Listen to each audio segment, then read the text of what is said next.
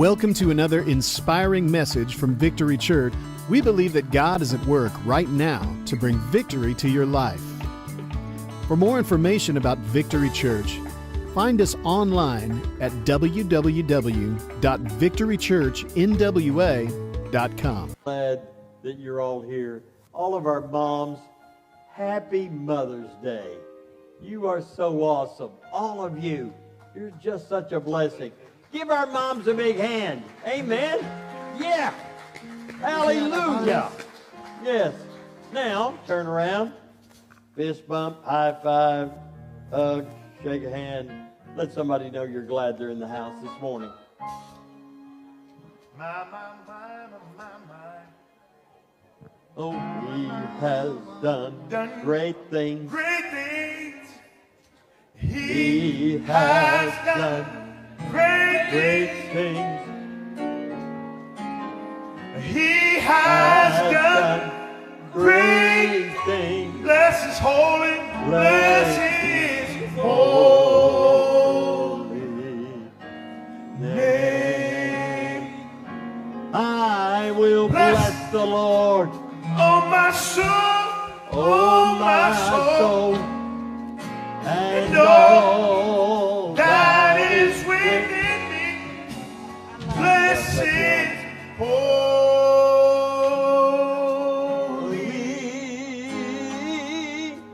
name. He has done. Say he has done great. So many great things. He has done great things. He has done great things. Bless his holy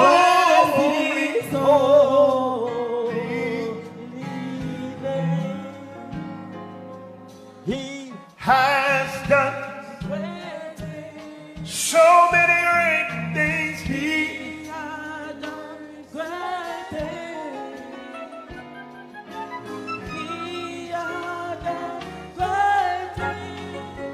bless his holy name. I will bless the Lord. Oh, my soul.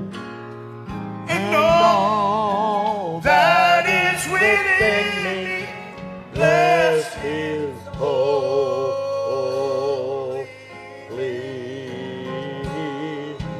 name. Hallelujah. Amen. This bunch just goes on forever. They get so far away they have to have GPS to find their seats. Praise God. Are you glad to be here today? Glad to be in the house. I'm so glad that all of you are here. Again, happy Mother's Day. Oh my goodness. I've tried my brain doesn't want to go back that far, but I try to think back how many years I have experienced Mother's Day in church. And most of those years when Mother's Day comes, I'm in the where I'm at today, standing behind the pulpit, and I'm getting ready to preach. And I always believed that the greatest thing in the world that I could do as a pastor is not to have a canned message for you, but to have a fresh word from God, because I believe that's where we live. Everybody says, we want you to be relevant. Well, I think relevancy boils down to the fact that we're saying what people need to hear, not just what they want to hear. And I began to pray this week, and frankly, it was one of those warring weeks in my spirit about where do I go and what do I say and what is next. And again, when you have done this as many years as I have, I've preached about every kind of Mother's Day message that a person could preach. And so I continued to pray, and I began to ask God. And God began to show me something scripturally that kind of just put things together. It was a very unique thing for me. I've never necessarily, well, I have never preached what I'm going to talk to you about this morning, especially from this standpoint. I want to say this to you, that our world today is in need of help. And, when you really get to talking about it, it doesn't seem like it was very long ago that we was talking about millennials, and millennials were kind of the young group. And now we're way past millennials. I think somebody said we're to Z, is that right? And don't ask me the difference, because everybody is pretty well a kid to me. You're all younger than me, and when I look at you, do I classify you as a millennial or a Gen Xer or a Gen Z or whatever? No, I don't do that, because that's not necessarily in my makeup. I'm not trying to calculate who you are. What I see is every person in this room is valuable. And I see our world today in a place where it really needs for God to do something, not in just one generation, but in every generation that's on the planet. And our kids need God. And you say, why or how is that going to happen, Pastor? Don't depend upon institutions to give your kids what they need. Because first of all, that was never God's intent. Did you hear me? Stop being lazy and trying to put it off on somebody else. I think while it may be a good deterrent to a cry once in a while, I think that tablets have become the babysitter of tons of kids across the country. Was I meddling when I said that? Probably was. I just admit it. But what we want to do is what we did way back when is we set them in front of the TV. So now we can let them take the TV wherever they go, in the car, going down the road, at the house, whatever.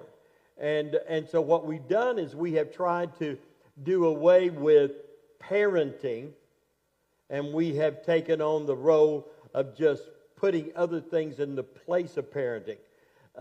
There's a term that came out some time ago, and don't ask me exactly what this term means, because I really don't have a clue, but I hear this word every once in a while from people. Well, we're adulting. Okay. Are you an adult? Then act like one. That's adulting to me. That's it. But for some reason, what we do, we have this thing, I think this is what it means, is basically we're doing adult things. And so we're pulling ourselves out of every other venue, and we're just doing adult things. In other words, kids are out of the picture. Everything else is out of the picture. We're just doing adult things, things that adults like to do. Well, let me say this. Before you do adulting things, get my tongue tangled up in this. Before you do adulting things, you need to do parenting things.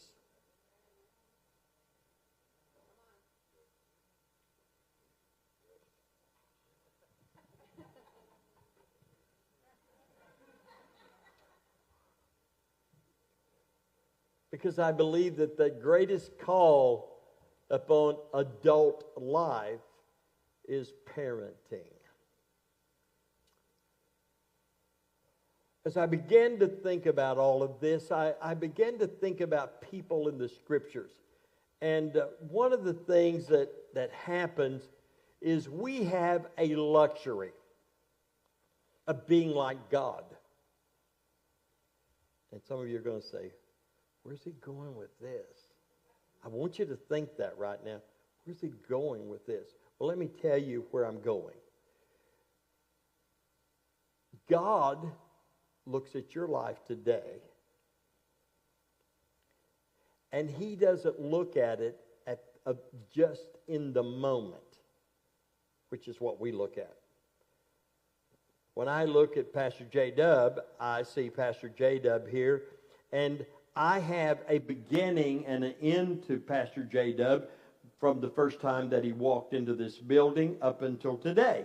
and that's the scope of my knowledge about him is in this time frame, which is about 2+ years of time that we've had this opportunity to know each other. The privilege of, for me, of knowing him is probably not a privilege for him to know me. But what the framework of my knowledge about Pastor J. Dub is in this time zone. Okay.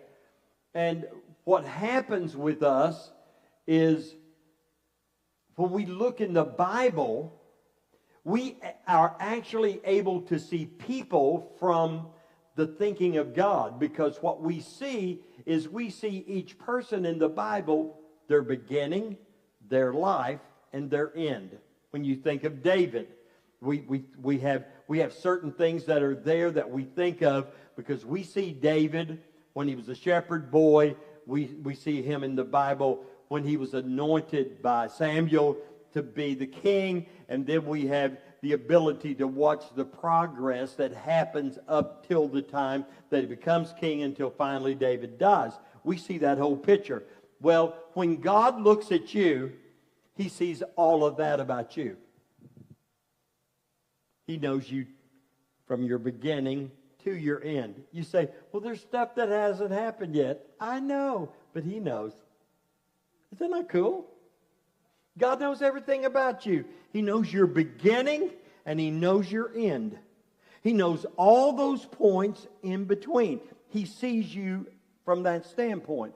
But you see, when I look at many of you in this room, now let me give you an example of what I'm talking about. Yesterday, I was talking with now a man in this room. I remember when he was a small baby and I dedicated him to God. His name's Camden. Camden, I dedicated him to God about 8 years ago, 9 years ago, something like that. I baptized Camden in water. I have been able to watch Camden's life from its beginning up to this point. Now, I don't know about Camden tomorrow, other than if God begins to give me some things that gives me some insight into Camden's future. That's the only way I'm going to know anything about it. But you see, my job as a pastor is to do everything I can to help train Camden so that he can be the best in his latter years. That's still yet to come. I don't know what that all is going to be. But I'm going to say that inside of him, God has developed a destiny. A destiny. Now, there are two ways of looking at mothers. You can look at mothers as producers. Okay? You understand what I'm saying? And there's some that's all they are, is they're a producer. They have babies. They just have babies. God forbid that I would say it this way, because somebody's going to get upset with me when I say it. We become like cattle from the standpoint that we just produce and we do nothing with it. I'm going to say something to you. There is another type of mother, and it's the godly mother, the mother that the church is made of. And the real true mother in the world, what she is she is a nurturer. In other words, she becomes the developer of the destiny of the child. Now, let me go back to what I said just a moment ago when I said that we have the luxury of being able to look at people in the Bible and see them from beginning to end. But think about those people in the Bible that didn't have that opportunity. Think about David's mother. David's inside her body. And this baby is beginning to develop inside her. And when this baby is developing, You see, I hear this from mothers. I know very little about it because I've never been a mother, thank God. But this is what they tell me. They say, I got acquainted with that child before it was ever born. That baby became a part of you before it was ever visible to anybody else. I get real upset with people that say until a baby is born, it's not a baby.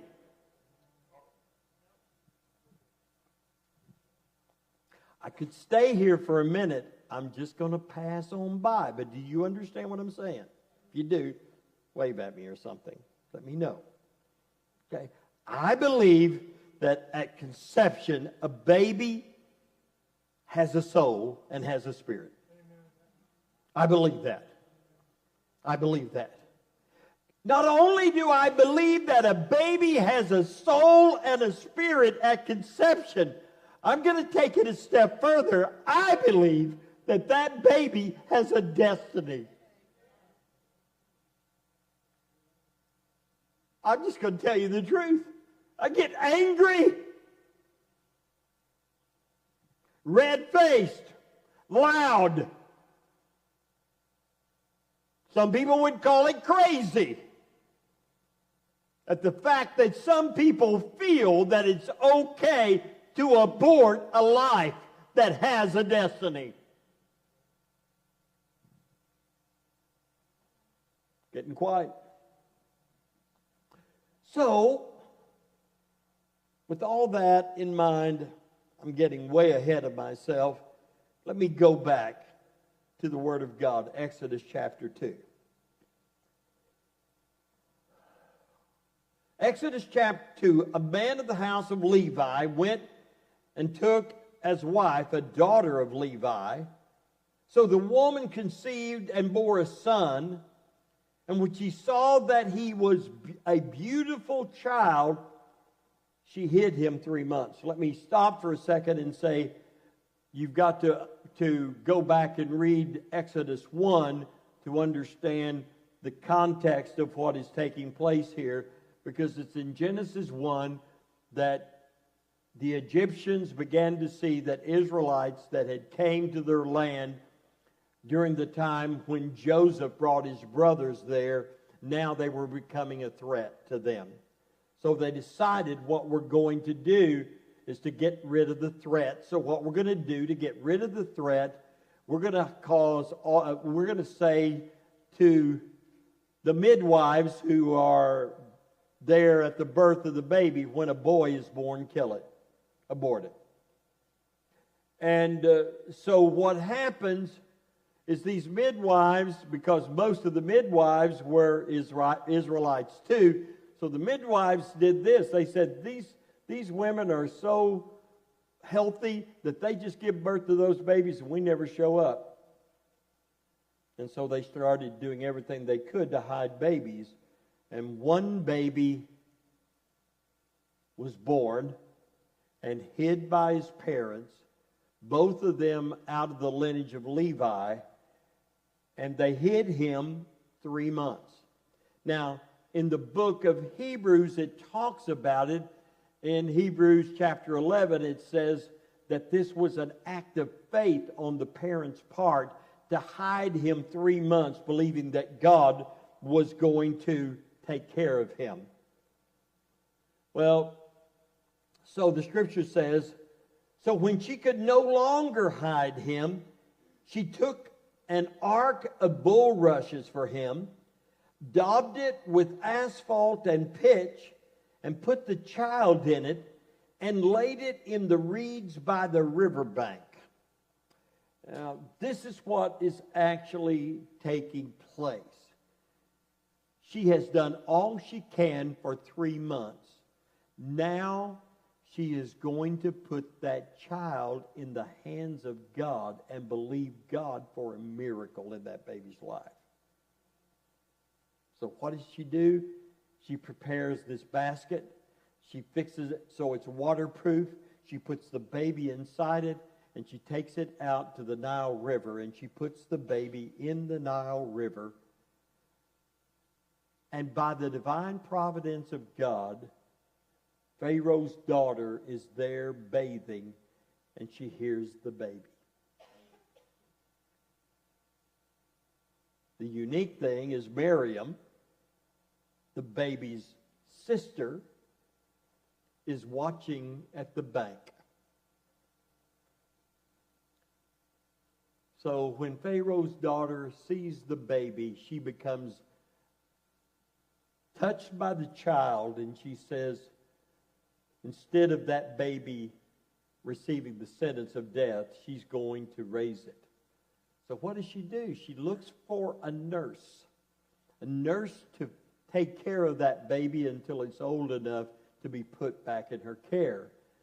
And it just so happens Moses' sister Miriam is there, takes that baby, and through some dealings at that time, the baby's brought back to mother's arms.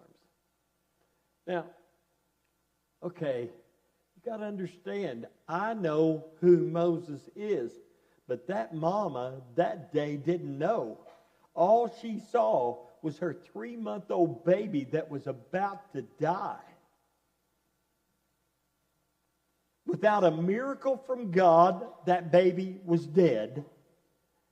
And so what she's doing, she doesn't know necessarily that he is going to be this leader in Israel. Other than the fact, I believe that God has this way of giving mothers a spiritual intuition about what is going to take place with their kids. I believe that. You say, you are weird, Pastor, if you believe that. No, I believe that. I believe that God can cause mothers to have this insight into the greatness that God is placing in every child. Now, I'm going to go back to something I said earlier. Every child, once it's conceived, has a destiny. God has a plan for their lives. Every one of you in this room, you have a destiny. As a pastor and as a church body, God has given us a mandate to do everything that we can as a church to be a part of the process of catapulting you into your destiny.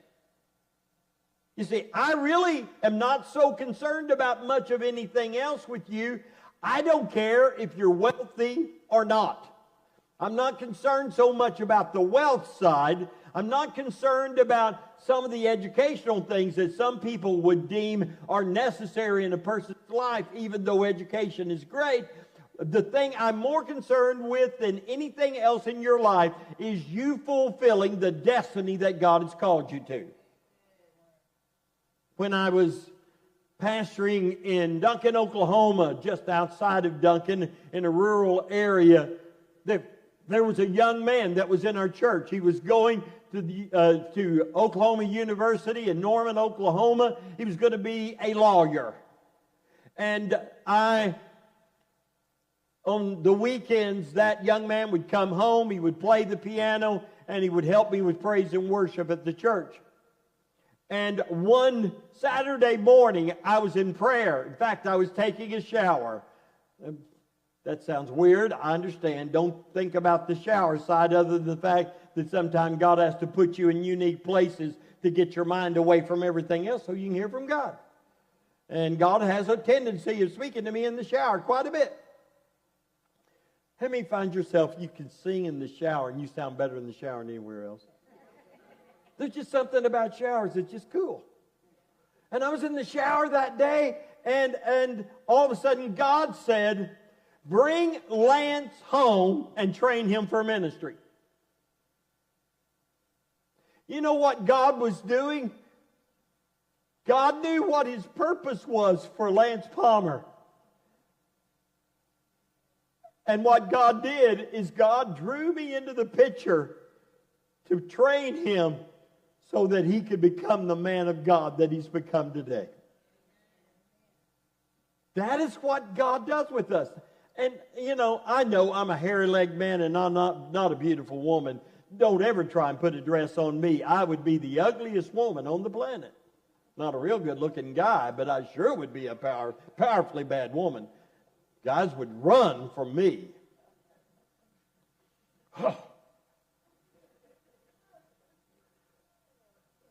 And I'm sure not a mother. I'm not real good at the mothering thing. I know that there's guys in this room, you were a much better father than I was. Because I got to tell you the truth. Changing diapers was never my forte. Oh! Oh! Do I have to say more? You understand?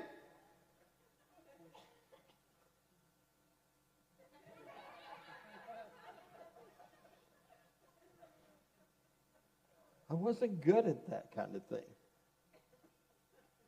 In fact, to tell you the truth, there was a lot of what went on with parenting. It was times that it looked like for myself that what I did is I passed a lot of things off to the mother that I told this morning early. I took her in my arms and I said, I believe you're the greatest mother on the earth. That's what I said about her. That's what I told her. I hugged her. I kissed her on the cheek. And I made that statement. And when I made it, you see, I wasn't flowering her. I was just telling the truth. I think she's one of the greatest mothers. She is the greatest mother to me on the earth. Some of you come in the second and third, but she's number one for me. And I watch her life, and I see what happens with her. And I've watched her now for, can you believe this? In a few months, it will be 56 years we've been together. In those 56 years, I've seen the good times and the bad times out of me, not her. We had a business in Oklahoma City, and we sold the business. And in order to sell the business, what we had to do is Jeannie had to go to work in the business that she'd once owned as an employee. And so we did that, and the new owner, one day I come into the business, and she said to me, she said, Billy, I'd like you to come in my office. I need to talk to you a second. And I went in her office. She closed the door, and I thought, oh, boy, what's going on now? And she said to me, does she ever have a bad day? I said, what do you mean? She said, she's always got the same spirit, the same attitude every day. She never has a bad day around here. I said, you know what? If she ever does, I'll let you know, but I haven't seen one yet. Now, I know that most people can't say that kind of thing, but I have gold right there. She is absolutely one in more than a million, billions. Oh, goodness. I didn't plan on saying all that, but I did it on purpose because I think that what we need is we need examples of what real mother is. And what I watched her do over the years is I watched her become not just a progenitor, but a nurturer. Someone who is developing life. So, whether Moses' mother really understood everything about it or not, I really can't say. All I know is she was given the opportunity. This is the unique thing. First, in this particular circumstance, she gave him away twice. Now, everybody only looks at Hebrews 11's account of it, where she hid him 3 months and then she hid him in the bulrushes. But the thing that you have to understand, she did that, then he is brought back to her, but he didn't stay there, did he? She only took care of him for a period of time, and then she had to release him again. And in this second release, I believe the second release is just as miraculous as the first. Because there was something, I believe, that was happening between the first release and the second release, where she is beginning to impart into Moses who he was. Do you understand? Impart into Moses the kind of person he was. You're going to go to an Egyptian house. You're going to live in the palace of the Pharaoh, the leader of the country. But the thing that you've got to know, you're not an Egyptian. You're a child of God. You're from Abraham, Isaac, and Jacob. You are special. There is something powerful that is being instituted inside of you. Did she know he was going to be the leader that was going to lead them out of Egyptian bondage? Absolutely not. Because she wasn't God. She couldn't see where he was going to go to. I say to those of you in this room, when you look at your child, you can't see the end, but God can. And if the God that is the God that I know is the God of your life, that God will give you the insight and the ability to train and nurture that child to bring them up in the way that their destiny is kept. Whoa! My God! I don't know about you, but I'm having church. You know, when you look at this woman in Exodus chapter 2, you don't even have a name. She's just a daughter of Levi. That's all we got. When you go to the book of Hebrews chapter 11 and you read about her, it's just Moses' mother. Or it's the parents, actually, is what's said there. The parents hid him 3 months. That's what's said. But you see, that woman had a name. Her name was quite unique. Her name was Jochebed, which means Lord of Glory. Is that not a cool name? I've been going around practicing Jochebed. Trying to make sure I can say it right. Jochebed. Now that don't sound like a woman's name, does it? It doesn't sound, you see other names in the Bible, but like Mary and Naomi and Priscilla, and you see all these pretty names, and then a woman walks up to you and says, my name's Jochebed. You say, huh? But you know what it meant? Lord of Glory. There was something about her that she saw the glory.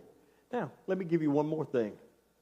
The unique thing it was in this Exodus chapter 2, it says when they saw the child, it says he was beautiful. Spanish, what is that? Linda, bonita. Bonito, boy. Bonito. Guapo, yeah. But it wasn't that. That's really not the meaning. The meaning is the same meaning as what happens in Genesis chapter 1 when God finished the days of recreation. It says when he finished that day, he said it was good. What they saw is they saw him that he was good. And when you think about the good from that standpoint, God never made a thing in any of those days that he didn't have a destiny for it. They saw him as good because they saw that there was something in him. We don't know exactly for sure what it is that's inside him, but this much we know, there is something powerful inside him. So it's worth our doing everything we possibly can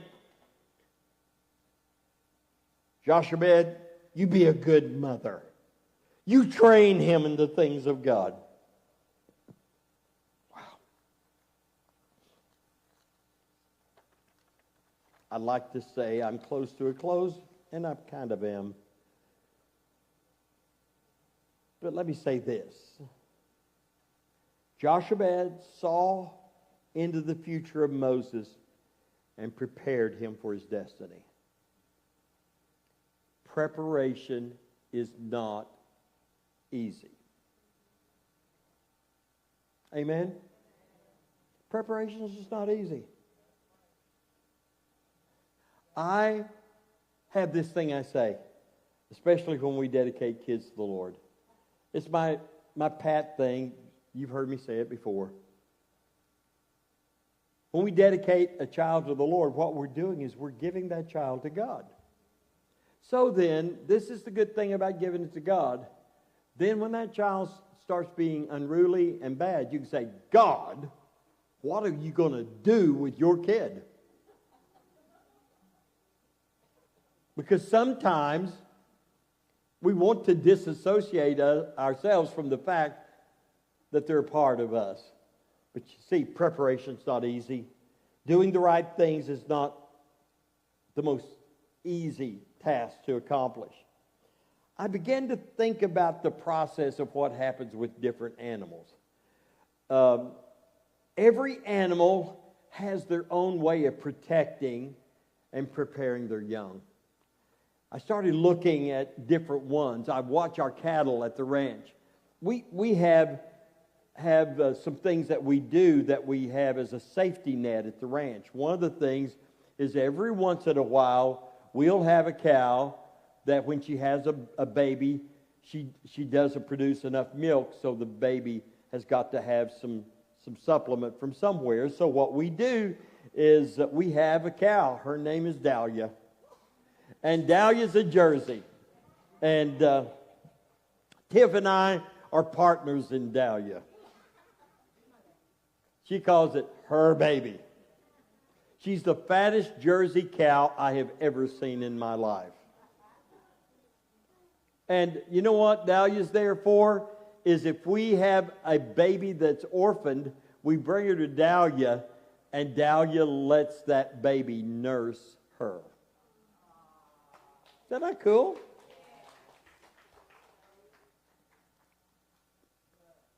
So, anyway, with cows, this is what happens. Every once in a while, we've had a few cows that their name should have been Jezebel or something, because they were meaner than mean. We had one just recently. Mark's back there shaking his head right now. He knows who I'm talking about. She was just mean. We had to take her to the vet to help with her birthing process. We got the baby here. She didn't want anything to do with the baby nor us. She would stand in the back of the lot and look at me. Oh, she was just bad, scary. So Mark said, do you think we can turn her out and just let Dahlia take care of the baby? I think so. Did you know that there's going to be some parents that's what's going to happen? They're not going to take to their child, and that's where the church comes in, and we begin to help the parenting process for those foster kids. And we do everything that we can to make them understand. Every child has a destiny.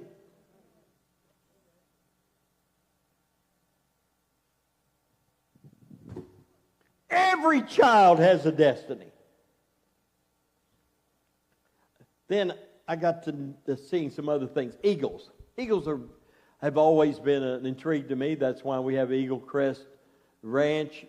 Part of the name for Eagle Crest is the fact that bald eagles have white tops like here. I don't call myself an eagle, but I got a white top.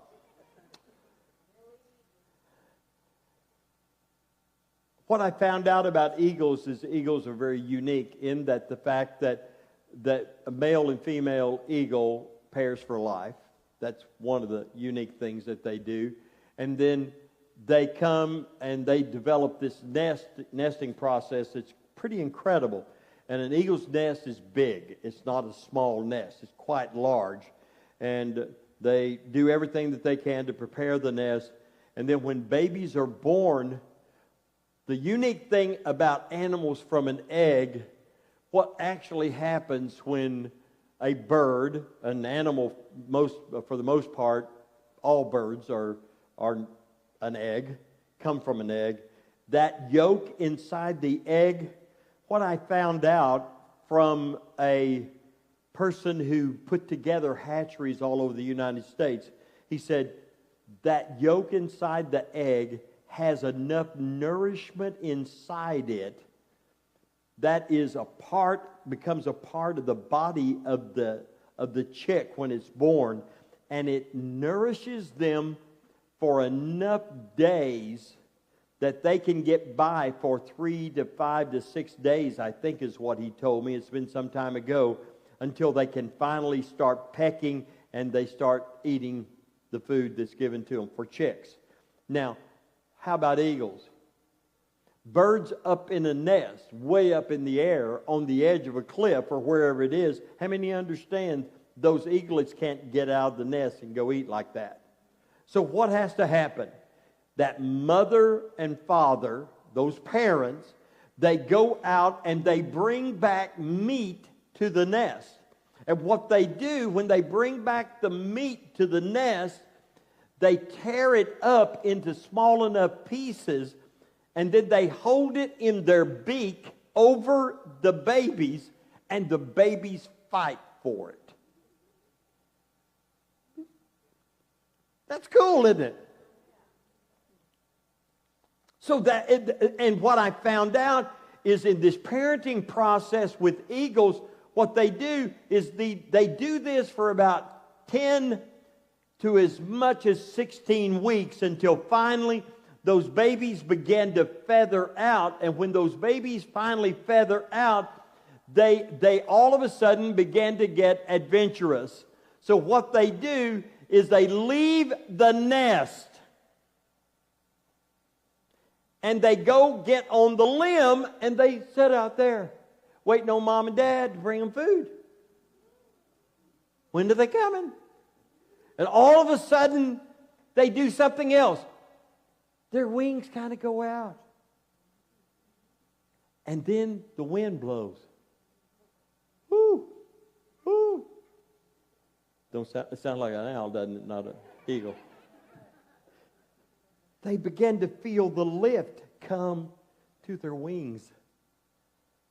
Until finally the day comes that they learn what they was destined for. They were made to fly. Everything during that first period of time is preparing them for the fact of what's going to happen with them. I'm closing here in a few minutes. Go ahead and if you start playing something, it'll get me quicker, I guess. It's been about 5 years ago, or 6 years ago, 7 years ago, 8 years ago. I was going through a very difficult time. It's probably been a little bit longer than that. It has been. It was when we were going through the bad times of 2009, 2010. Finances were getting bad. It looked like that it was a possibility that we was going to have a hard time keeping the doors open on the church. I'm looking at everything and what's going on. Not frustrated, just concerned, anxious, wondering what is God going to do to help us during this time. And so I said, God, you're going to have to give me a miracle. So what God told me to do is he said, stop taking a salary from the church. Don't take any income. In fact, the guys came right after that, our elders, and said, we want to give you a raise. I said, you can't raise me because we don't have no money to raise me with. So why are you doing that? It ain't going to help. And I say, forget my salary. Jean Henderson, who had been my secretary up until that time, actually came and she told me, she said, Pastor, you can't make it if you don't have any income. Why are you doing that? And she finally said, I'm going to go live with Angela in Texas because you are frustrating me and I'm getting so anxious over how you're going to make it. And I said, don't worry about me.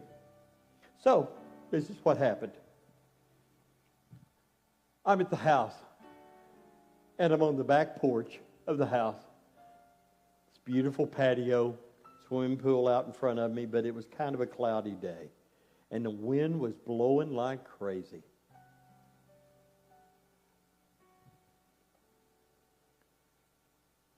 And I look up and I see an eagle. And when I see the eagle, I see that eagle just setting his wings into the wind. And all of a sudden, he's just going up, up, up, up, up, up. And God said to me, I made him for this. I made him for this wind. I made him. I designed him. This is his destiny. In times like this, this is when he shines. And then God said to me these words. He said, you let me. I made you for this day. And I've not looked back. Can I tell you? I'm just going to tell you the truth. I'm still here. The church is still here. Are you with me? We're still making it. I've watched God design miracle after miracle after miracle. And you know, when I look back at all this, this is what I have to say. I am today because of my mother and my father and what they taught me about God. I won't be able to send her a card today. I won't be able to make a phone call to her. But the day will come when I will stand in heaven with her and I will put my arms around her and say, thank you, Mom, because you helped to prepare me for my destiny. God wants to do the same thing. He wants to use you. Young men, young women in this room, please understand, it's not just having kids. It's understanding the fact that God has put you in their lives to help keep their destiny alive. God made you for that. Now, I'm going to say to all of you in this room, don't let the devil take away your destiny.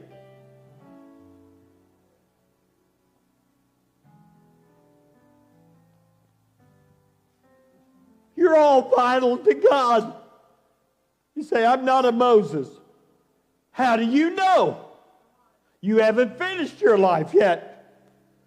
There's no way of knowing where God is going to take you and what He's going to do with you.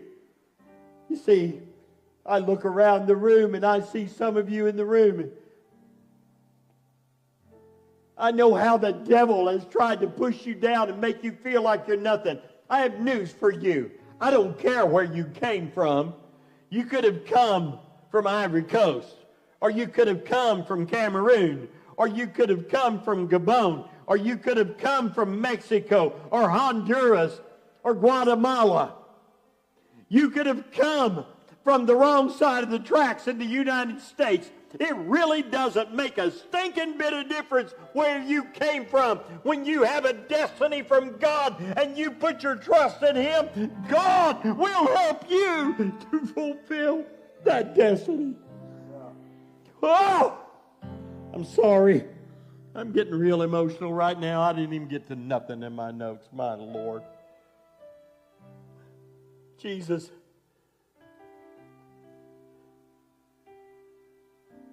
be the center of our lives today. Help us understand that you are number one. We must make you that person that's special to us in our lives so that we can fulfill the destiny that you have called us to do. In Jesus' name, amen. I'm going to give you one last thing. It won't take but a second. Get your priorities right. God is first. Number two is your spouse. Number three is family.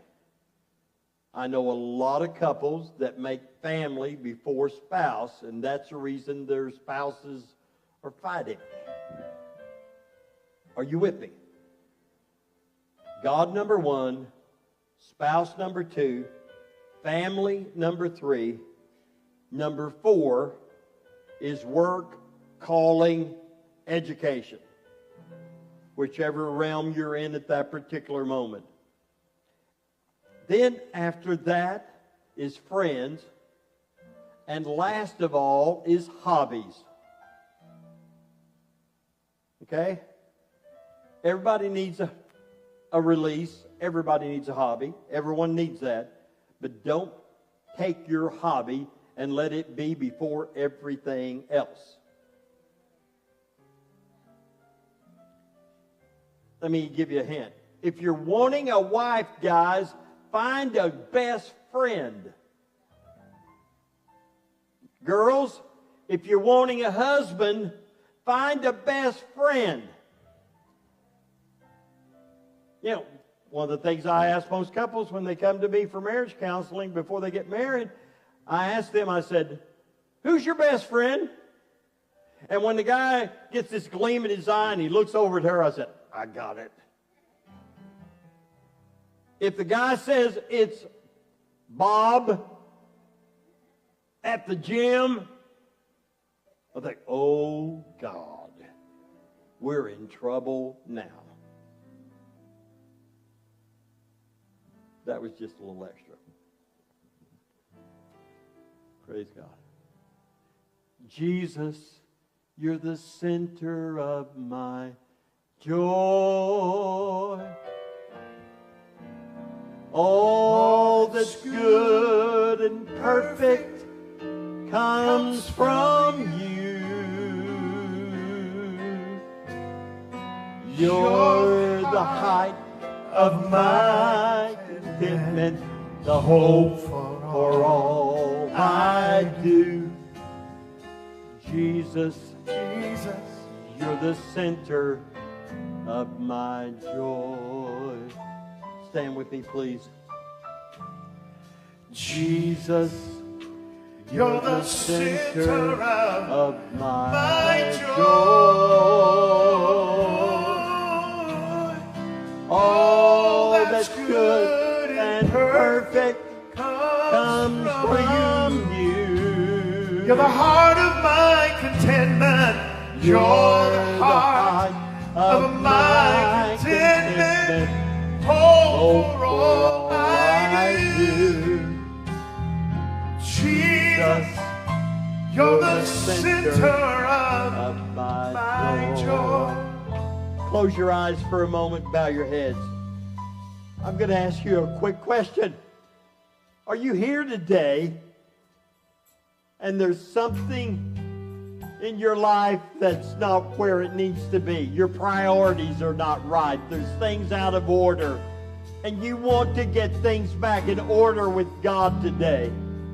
If that's you, heads bowed, eyes closed, nobody looking around, this is between me and you and God. Lift your hand right now and say, Pastor, I need you to pray for me. I just need to get things right in my life. Thank you. Thank you. Anybody else? Thank you. Thank you. Thank you. Thank you.